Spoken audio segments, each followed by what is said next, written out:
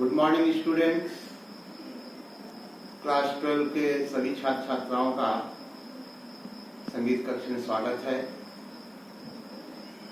जैसा कि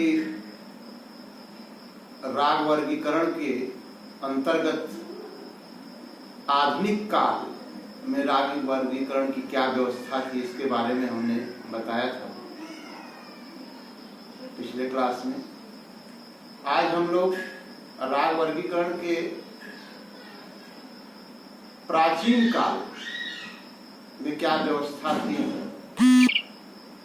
इसके बारे में चर्चा करेंगे। चर्चा करने से पहले मैं ये चाहूंगा आप लोग लॉकडाउन का पालन करिए। कोरोना वायरस से डट के लड़ना है और जहाँ पे हैं घर पे अपने अगल बगल आस पड़ोस को सभी को जो है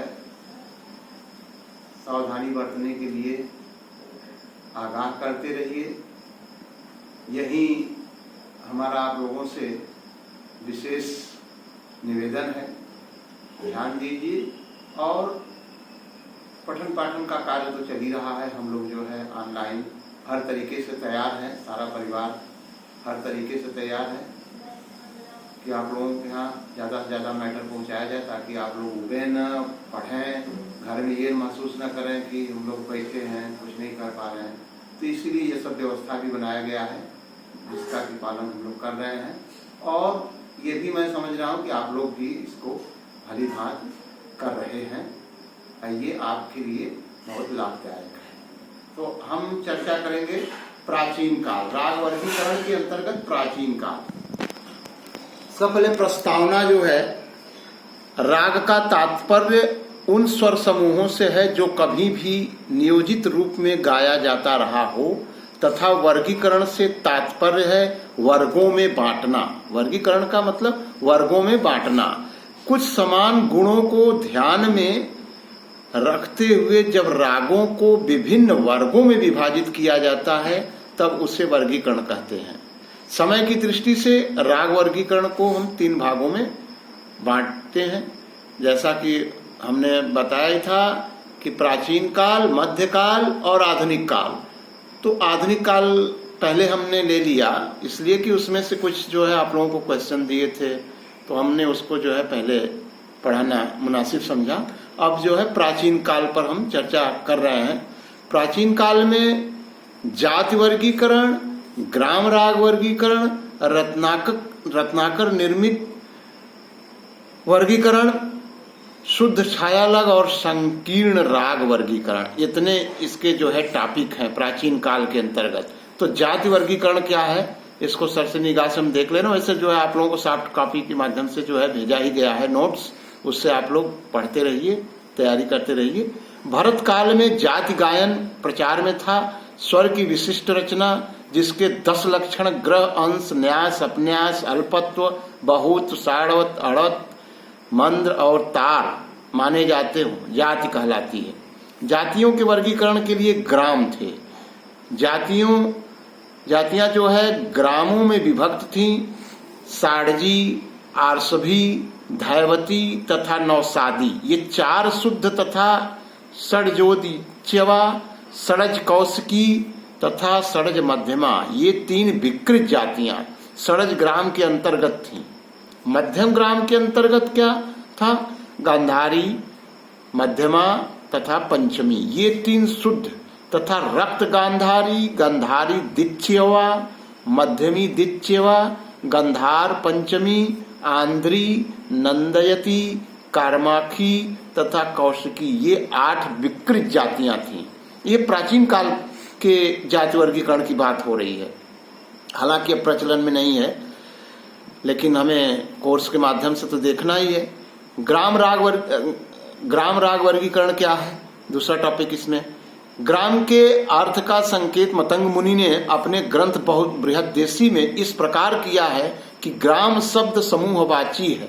जिस प्रकार कुटुंब में लोग मिलजुल कर रहते हैं, उसी प्रकार श्रुति स्वरों का समूह ग्राम है, जिसमें श्रुतियां व्यवस्थित रूप से विद्यमान हो और जो मूर्छना तान जाति रागों का आश्रय हो वह ग्राम है। ऐसा माना जाता है कि यह पद्धति भरत काल से चली आ रही है।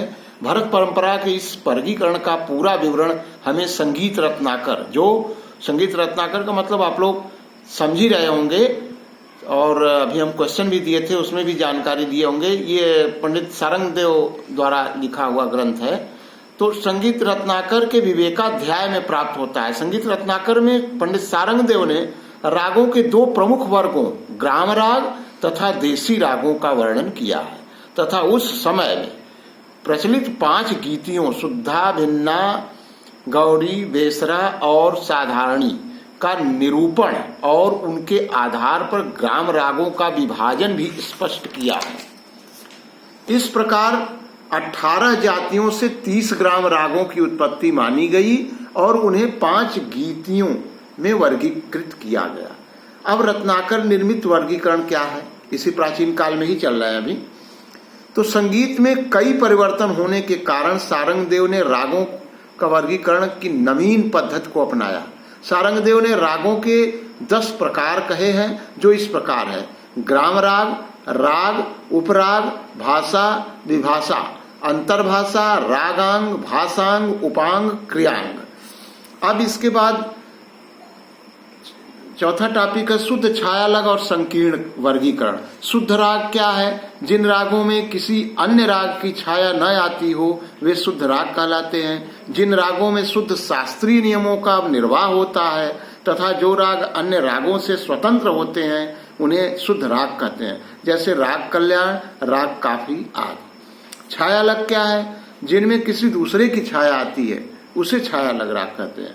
अन्य शब्दों में कुछ ऐसे राग होते हैं जिनमें किसी अन्य राग की छाया स्पष्ट होती है, उसे छायालग कहते हैं। संकीर्ण राग क्या है? लास्ट पॉइंट, जिस प्रकार छायालग राग में किसी अन्य राग की छाया दिखती है उसी प्रकार संकीर्ण राग में अनेक रागों की छाया दिखती है, जैसे राग पीलू, मिश्र काफी, मिश्र खमाज आदि। चूंकि ये सब ऐसे राग हैं जिनमें ठुमरियां गाई जाती हैं, होरी गाई जाती हैं, इस सब का मतलब कि इसमें हम मिश्रित लगा सकते हैं, तो इसलिए संकीर्ण के अंतर्गत है। अधिकतर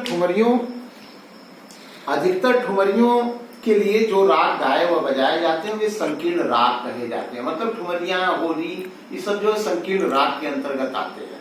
ये रहा हमारा जो है आज का राग वर्गीकरण का प्राचीन काल का। अब हम मध्य काल के बारे में राग वर्गीकरण के अंतर्गत ये नेक्स्ट क्लास में इस पर चर्चा करेंगे। तो आज पर ये क्लास हम यही समाप्त कर रहे हैं और मैं चाहूंगा कि सभी लोग लॉकडाउन का भरपूर पालन करें, आदर के साथ सम्मान करें और सावधानी बरतें, घर में रहें, सुव्यवस्थित रहें। धन्यवाद।